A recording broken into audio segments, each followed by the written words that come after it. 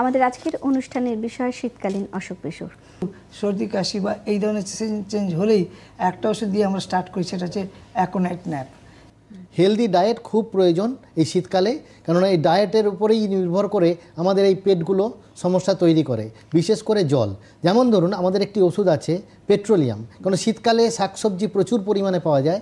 এই শাকসবজির মধ্যে আমাদের বিশেষ করে ফুলকপি, বাঁধাকপি, মূলো, এই ধরনের, এই শিম, এই সমস্তগুলো শীতকালের সবজি। এবারে কারো বাঁধাকপি খাওয়ার জন্য তার ডায়রিয়া হয়েছে, বাঁধাকপি খেয়েছিল তার জন্য তার ডায়রিয়া হয়েছে, তখন আমাদের কাছে একটি ওষুধ আছে, খুব ভালো ওষুধ, খুব ভালো কাজও করে, সেটা হচ্ছে পেট্রোলিয়াম। কলকাতায় থাকেন, দীঘা বেড়াতে গেলেন, পুরী বেড়াতে গেলেন, গিয়েই ঠান্ডা লাগলো, তখন কিন্তু খাবেন নেট্রাম সাল।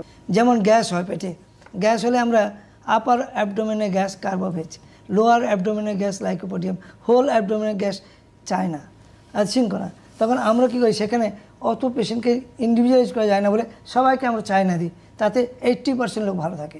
কারোর হাতে ব্যথা, কারোর কোমরে ব্যথা, কারোর ঘাড়ে ব্যথা, কারোর পায়ে ব্যথা, এই ব্যথাটা যদি চললে একটু আরাম লাগে, তাকে আমরা একদম স্পেসিফিক্যালি রাক্সাক্স তৈরি করে রাখি। রাক্সাক্স খেলে তার ব্যথা কম হবে।